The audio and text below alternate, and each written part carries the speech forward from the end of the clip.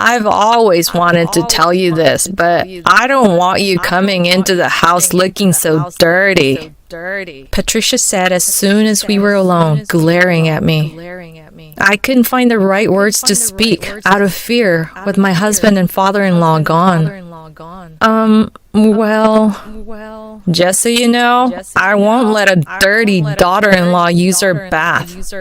If you don't like it, wash in the kitchen, she said with a devilish grin, gauging my reaction. Of course, I didn't have the courage to talk back. I headed to the kitchen as told and rinsed my body with cold water, feeling utterly miserable. Why is this happening to me? If I had known, I wouldn't have come to visit. A single tear rolled down my cheek, and at that moment, I snapped back to reality with a sudden noise. My name is Grace, and I'm 27 years old. I work as a sales clerk at a department store cosmetic counter.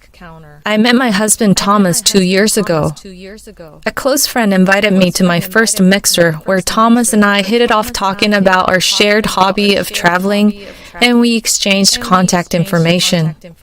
Soon after, he asked me out for a meal, and as we spent time together, I became increasingly attracted to him.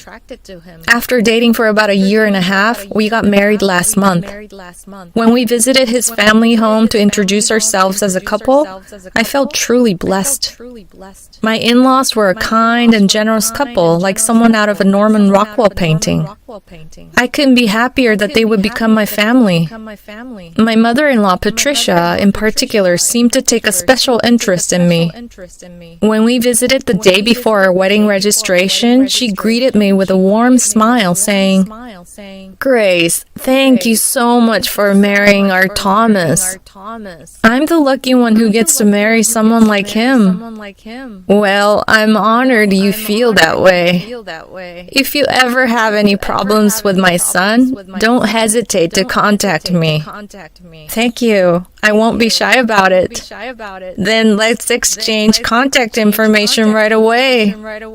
I recently learned how to use this app. Thomas, overhearing our conversation, jokingly frowned, saying, "Hey now. I was sure I could get along well with this family. At least that's what I believed at that time. But I hadn't realized the real reason Patricia was being kind to me. The sense of unease began just the other day. Since I work at a department store, my days off are often weekdays rather than weekends. Although I can request weekends off, I work without submitting any requests. That day was a weekday, and my husband was at work, so I was at home alone drinking coffee. Then I received a message from Patricia asking, "Are you working today?" When I replied, "I'm off today," my phone rang almost immediately. Patricia? I was wondering why she suddenly called after we had just been messaging each other, but I didn't think too deeply about it and answered the phone. "Hello?" "Ah, hello, Grace?"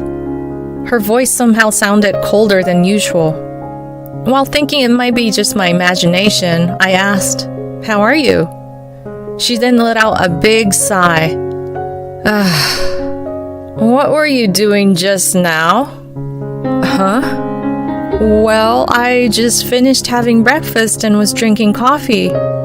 "My, coffee, you say? Well, Thomas is working hard since morning. You're drinking coffee?" Yes. I always do this on my days off." "Don't talk back.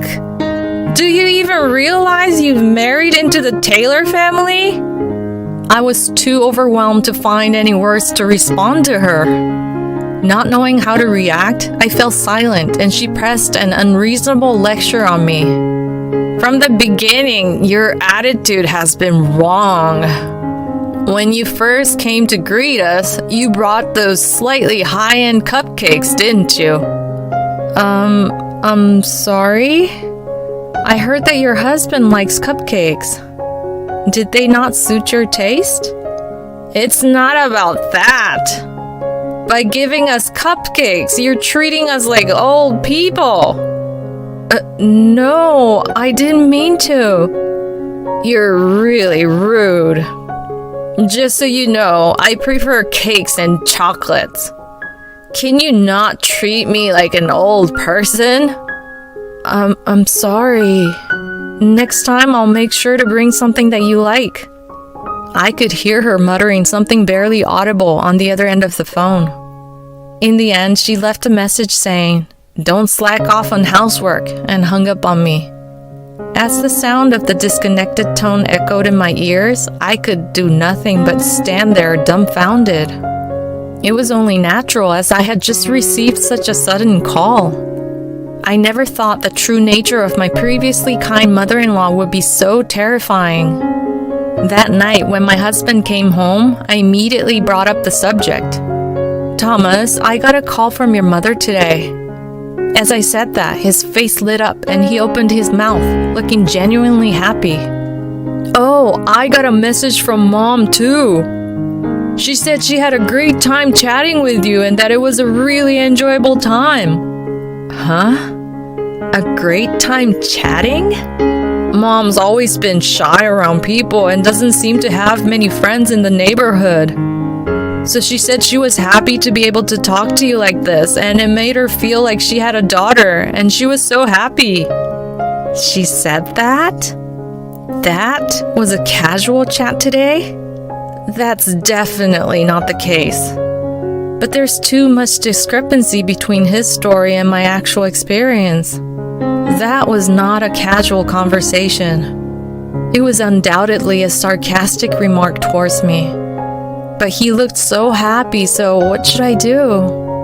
In the end, I decided to keep quiet. Maybe I should have told the truth right away. But he has great respect for his father, who supports the family, and his mother, who protects the household as a housewife. Even now, he's happily talking about his mother, and I couldn't bring myself to break the smile of the person I love. Since that day, Patricia's words and actions have escalated. She would tell my husband that she wanted to talk to me and would call me during my days off. Phone calls were still manageable, but recently, she started visiting unannounced. She would barge into her home and start inspecting the rooms. If she found even a speck of dust or a single hair, she would start yelling at me right away. "Look! There's hair on the floor again!" This is black hair, so I don't think it's... So what? Are you saying it's mine? No, I didn't mean that. You really never know when to shut up. I wonder what Thomas saw in a woman like you. She would sigh deeply and give me a cold look.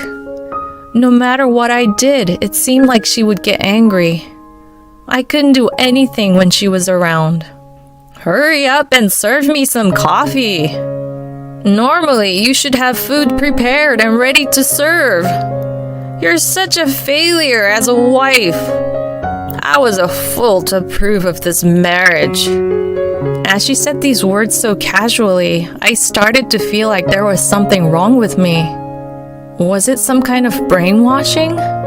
The more time I spent with her, the lower my self-esteem became. One day during a long holiday, I happened to have 3 days off. My husband and I were discussing going somewhere when his phone rang. Hello? Mom? I had a bad feeling about it, but I kept quiet and waited for the call to end. A few minutes later, he finished the call and said with a smile, "Grace, Mom invited us over to her place." What? She did? Yeah, she said she wants to have dinner with us. She's gonna cook a lot of delicious food and she wants us to stay for a night. I see, but What's wrong? Are you not feeling well? Should I tell Mom we can't make it? His kindness felt more poignant than ever. If I refused now, my relationship with Patricia would only get worse. I forced myself to accept the invitation and we headed to my in-laws' home. When we arrived, Patricia greeted us with a beaming smile. "Welcome, Grace! Come on in!" "Thank you. Thank you for having us over. I've been looking forward to having you two here." My husband is out with his friends and will be back tomorrow. I see. She was as gentle as the first time we met. In front of my husband and father-in-law, she would never show her scary side. This was our first visit since getting married, but my husband was with me. If I could endure just one day, we could enjoy the rest of the holiday together. Or so I thought. But right after that, she said something shocking. By the way, Thomas, I just met Jaden. When I told him you were coming back, he said he wanted to have a drink with you. Really? Jaden? Seriously? Yeah, why don't you give him a call? It's been so long since we last met. I'll give him a call. Jaden was probably one of Thomas's friends. He smiled happily and started calling Jaden. Jaden? It's me. Right now? Really? Everyone's coming? Yeah, I'll be there. I'll get ready and head over. His eyes sparkled as he ended the call. He seemed to be in a rare good mood. As expected, he happily brought up the topic. Grace, I'm sorry, but my friends and I decided to have a drink together. Is that okay? Of course. You've been away for a while. There must be a lot to catch up on. I'm sorry for leaving you after you came with me. But opportunities like this are rare, and it's been like 5 years since I saw Jaden. Well, I'm off. Okay. Have fun. He waved goodbye with a big smile and left. As soon as I heard the door close, the tense atmosphere set in. What should I do? I'm alone with Patricia. This wasn't supposed to happen. My heart pounded as I silently looked down. Then she spoke to me. Hey. Yes? I timidly replied, and she lazily opened her mouth. I've always wanted to tell you this, but I don't want you coming into the house looking so dirty. Patricia said as soon as we were alone, glaring at me. I couldn't find the right words to speak, out of fear, with my husband and father-in-law gone. Well, just so you know, I won't let a dirty daughter-in-law use her bath. If you don't like it, wash in the kitchen, she said with a devilish grin, gauging my reaction. Of course, I didn't have the courage to talk back. What do you mean, wash in the kitchen? Oh? Didn't you understand what I just said now? But using the kitchen is really... Shut up! Stop talking back and just wash the dirty body of yours. You better finish before I get out of the bath. Understood? She snorted and confidently headed to the bathroom. If I didn't do as she said, I'd be treated unfairly again. I followed her order and went to the kitchen, rinsing my body with cold water. The season was autumn. I continued to wipe my body with a wet towel in the chilly air. Desperately holding back my tears, my limit was gradually approaching. Why did this have to happen? I was filled with a sense of misery. At that moment, along with my sadness, anger welled up all at once. Why is this happening to me? If I had known, I wouldn't have come to visit. As a single tear ran down my cheek, I heard the door suddenly open and a voice say, "I'm home." It was not my husband who had just left, but my father-in-law, Sean, who had returned. Hearing his footsteps, I quickly put on my clothes. However, while putting on my sweater, he appeared in the kitchen. What? Grace? Why are you here? Sean? Weren't you coming back tomorrow? I finished early, so I took a taxi home. But your clothes... Sorry. I'll get dressed right away. No, it's my fault. I thought you were my wife. She's in the bath right now. I'm sorry you had to see me like this. I quickly got dressed, grabbed the wet towel I had been using to wipe my body, and headed for the living room. And then, seeing my situation, he asked me with a puzzled look as if he sensed something. Grace, what did you use that towel for? I was wiping my body with it. Oh, I said more than I should have and quickly covered my mouth with my hand. But he didn't miss that moment. With a serious expression, different from his usual gentle demeanor, he gazed at me. Why were you washing your body in the kitchen? You could have just taken a bath, right? Well, that's because, Don't tell me. Did my wife say something to you? He muttered, I knew it, and held his head. Seeming to have an idea of what had happened, he began to speak apologetically. Actually, I once accidentally overheard a phone call of my wife's. I didn't know who she was talking to, but she was ranting about not slacking off on housework. That call? She must have been talking to you. I thought she was just warning Thomas. That's what anyone would normally think. I felt something was off because her tone was different than usual. But when I asked her about it, she dodged the question. I never imagined this was happening. I'm truly sorry. He said his apologies and looked down. Then Patricia, who had just gotten out of the bath, came asking, What are you doing? Honey? What happened? Did Grace do something to you? As she tried to console him, he glared sharply at her and yelled, Don't screw with me. This is all you, isn't it? What? Me? That's right. It's because you treated Grace terribly that this has happened, right? What are you talking about? I didn't do anything terrible. Then why was she wiping her body in the kitchen? She did it on her own. Believing that talking further wouldn't resolve anything, he called my husband on the phone.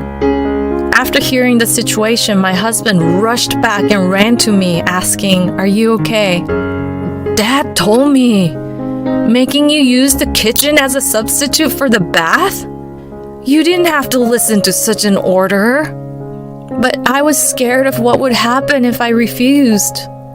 So you were that scared of my mom. I'm sorry I didn't notice anything until now. I thought you two were getting along well. Just then, my mother-in-law ran up to my husband, desperately clinging to him and insisting, That's not true! It's all Grace's lies!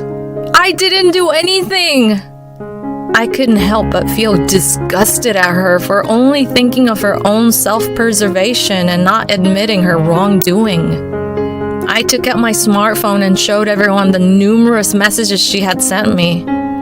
They included things like, useless whining wife, you don't deserve my son, I'll make you divorce if you defy me, and so on. There were even some that could be taken as threats. Seeing this, she began to tremble, and Sean also turned bright red and trembled. But the one who showed the most anger was none other than my husband. He grabbed her by collar and pulled her face close to his, ignoring her gasp. He raised his voice to an incredible extent. How dare you! I can't believe you could do such terrible things! She's my wife! I trusted you, but you betray not only me, but also Dad. Do you understand that?